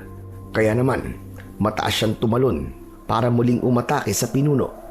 Gamit ang kanyang kamao, tumama ang kanyang suntok sa muka at dibdib ni Mang Armando. Bahagya itong napaatras, kaya't nabitiwan ito si Honesto. Nang makita niyang bumagsak sa mabuhangin saig ng kuweba si Honesto, muling ipinagpatuloy ni Gabriel ang kanyang pag-atake. Ngunit nakaiwas si Mang Armando, saka gumanti ng pagsaksak sa kanyang dibdib gamit ang kuko nito. Bumagsak sa saig si Gabriel kasabay ng pagbulwak ng dugo sa kanyang sugat. Namimilipit siya sa sakit kaya't nahirapan siyang tumayo. Kitang-kita niya na sumugod dito si Honesto. Matapang nitong inatake ng sipa at suntok ang kalaban, kasabay ng pagpapakawala nito sa kamay ng malabolang apoy na liwanag. Lahat ng yun ay tumama sa katawan ni Mang Armando. Bumagsak sa lupa ang pinuno ng aswang, kasunod naman ng paghilom ng sugat sa dibdib ni Gabriel. Mabilis siyang tumayo at hindi niya hinayaang muling makabangon pa ang kalaban. Magkakasunod na pag-atake ang kanyang ginawa gamit ang malabolang apoy na lumalabas sa kanyang mga kamay. Nasunog ang kalahati ng muka ni Mang Armando. Pagsisisihan niyo ang ginawa niyo sa akin! Papatayin ko kayo! Halos manlaki ang mga mata ng magpinsan nang biglang magbago ang anyo ng pinuno ng aswang. Naging mas mabagsik ang mukha nito. Humaba ang braso at binti. Nagkaroon ito ng kakayahang gumapang sa batong dingding ng kuweba. Pinagtulungan nilang atakihin ang pinuno gamit ang kapangyarihan ng kani-kanilang mga mutya. Ngunit mabilis itong nakakaiwas sa kanilang pag-atake. Sa muling pagtalon ng nilalang sa kanilang kinatatayuan, ay mabilis itong kinagat ang braso ni Gabriel. Biglang nanigas ang katawan ni Gabriel dahil sa laso na taglay ng kagat ng aswang na bungis-ngis. Samantalang si Honesto naman ay patuloy lamang sa pakikipaglaban sa pinuno. Gabriel! Gabriel, sumagot ka! Ayos ka lang ba? Huwag mo akong alalahanin, kuya. Sige, labanan mo lang siya. At huwag ka magpapakagat sa kanya. Habang abala sa pakikipaglaban sa pinuno si Honesto, maingat na pinalabas ni Gabriel ang kanyang kapangyarihan sa kanyang mga kamay at idinikit ang liwanag sa kanyang sugat. Madiin niyang inilapat ang kanyang palad sa kinaroroonan ng kagat ng aswang. Malakas siyang napasigaw habang namimilipit sa sakit. Parang unti-unti nitong tinutunaw ang lason hanggang sa tuluyang maghilom ang kanyang sugat sa braso. Nag-iiyakan ang mga biyag dahil nakita ng mga ito ang paghihirap ng magpinsan. Sa muling pagtayo ni Gabriel ay nakita niyang sakal ng kulay pulang usok ang leeg ng kanyang pinsang si Honesto. Bigla siyang nakaisip ng isang plano. Sakalin mo rin ako ng kapangyarihan mo. At nang makamit mo na ang tagumpay na sinasabi mo. Kung may anak ka, kadidirian ka niya, kasusuklaman ka niya, dahil sa pagiging halimaw mo. Kaya ano pang hinihintay mo? Gawin mo na!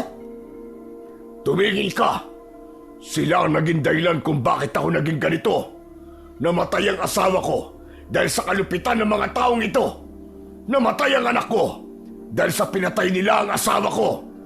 Kaya pagkatapos ko kayong patayin, isusunod ko naman ang mga biyag. Ako naman ang hahatol sa kanilang mga buhay. Kung buhay ang anak mo, hindi ka niya matatanggap bilang ama niya. Dahil halimaw ka, salot, aswang nakampon ng kadiliman.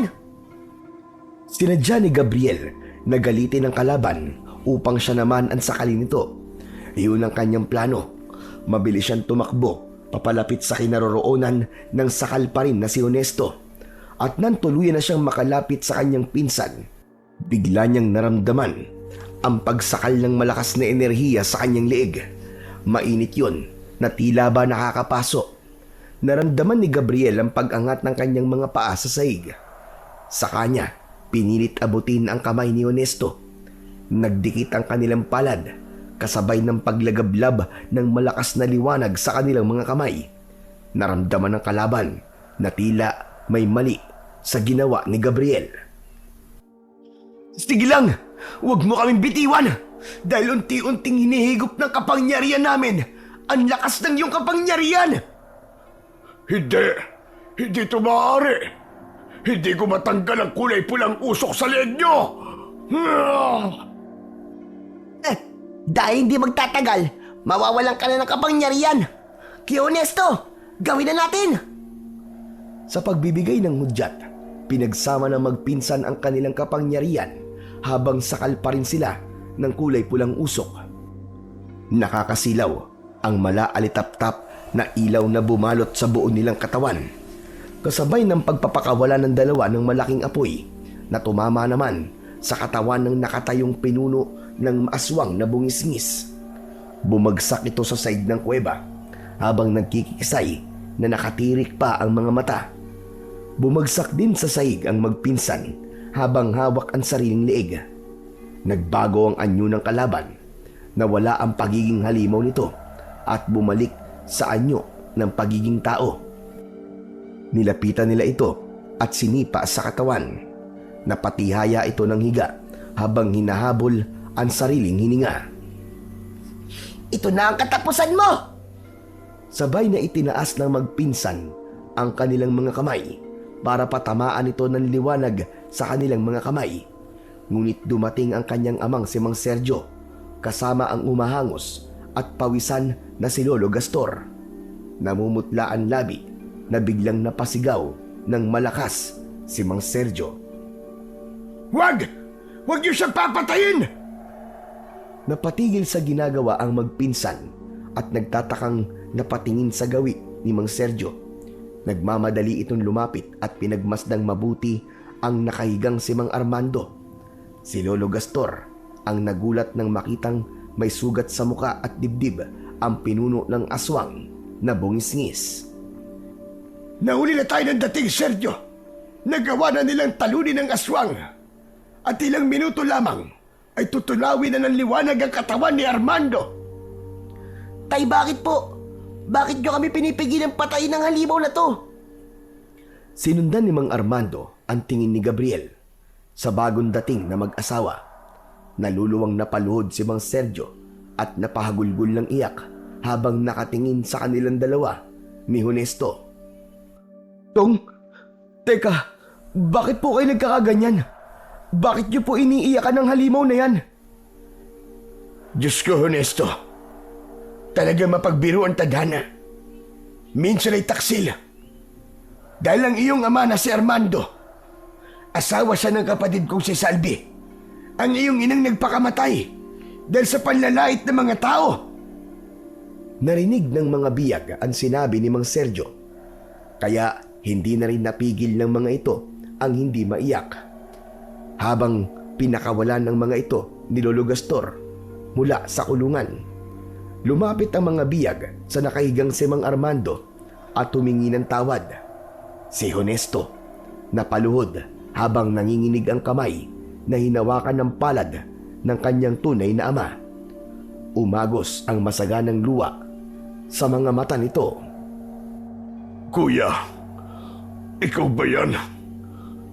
Hindi kita nakilala dahil nasaan yung aswang ka.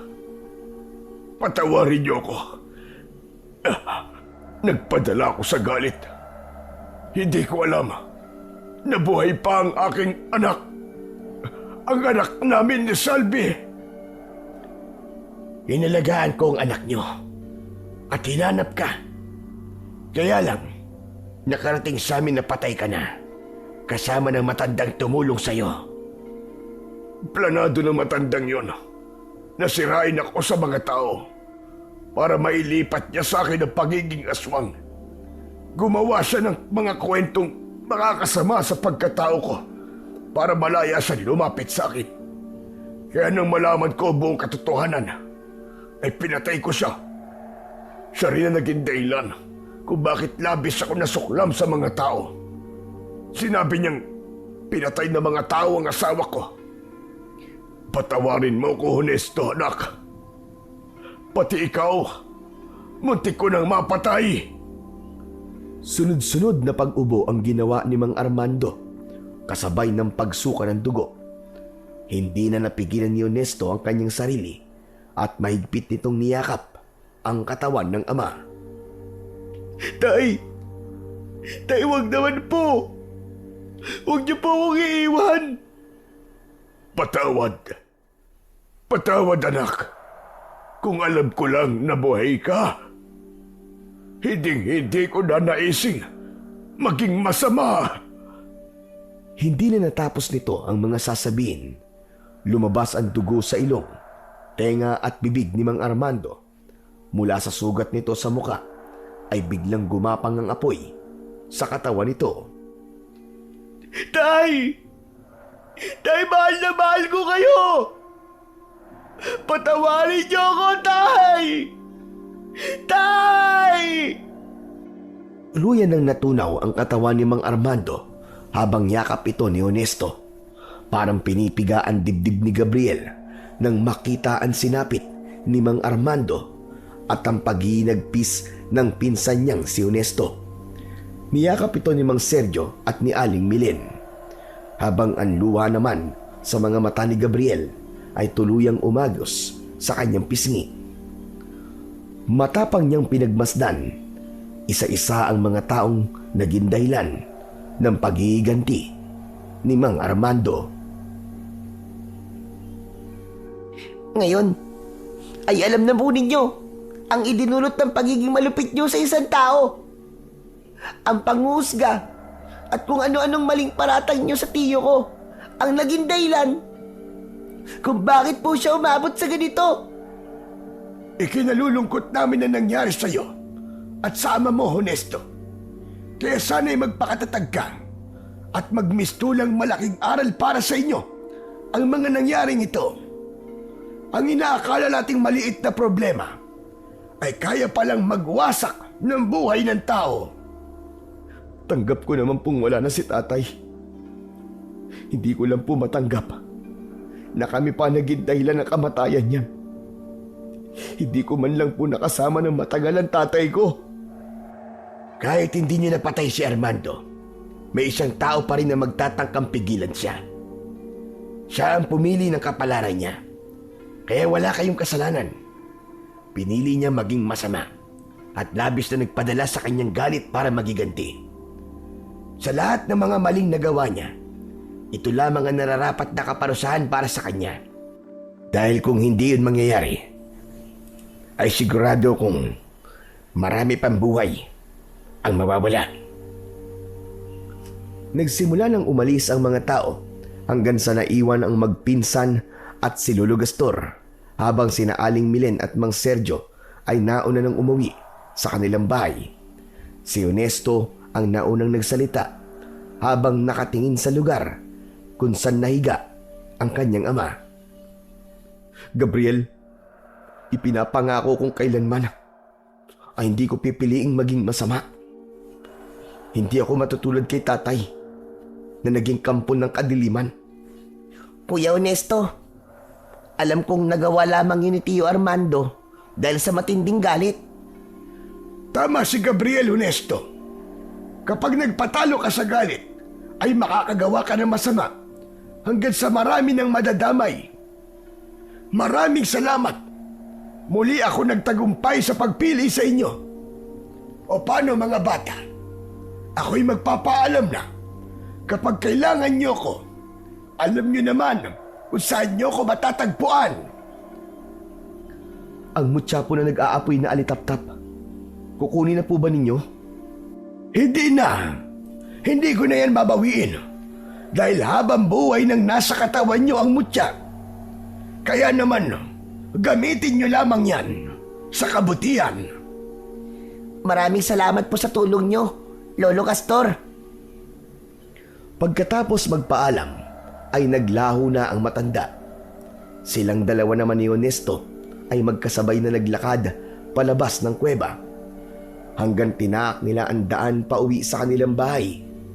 Taglay ang mutya ng nag-aapoy na alitap-tap. Kasabay ng paglalakad nila ang mga taong nakaligtas sa bagsik ng hawa ng aswang. Bagamat nakaligtas sila, ngunit ang marka ng kanilang mga sugat sa katawan ay nagsisilbing alaala nila na minsan nang dahil sa pangbubuli sa isang tao, maraming buhay ang nawala, naulila at naparusahan. Kaya naman, yun na rin ang simula ng pagkakaroon ng pagbabago sa baryo ng San Banis. Pinatawad nila ang mga nagkasala at nagkaroon ng pagkakaisa ang mga tao. Naging magiliw sila sa isa't isa at nagkaroon ng respeto sa buhay ng iba. Ang dating baryo na iniiwasan, ngayon ay nilalapitan na ng mga dayuhan dahil sa pagiging magalang at masayahing mamamayan. Walang makapagsabi kung paano nagsimula ang pagbabagong yon, ngunit alam ng magpinsan ng dahilan kung bakit tuluyang nabago ang mga tao sa baryo. Ang pagpaparatang ng mali sa kapwa ay maaaring magdulot ng kasamaan sa taong hinahatulan. Magdudulot ito ng pagiganti at pagtahak ng maling landas.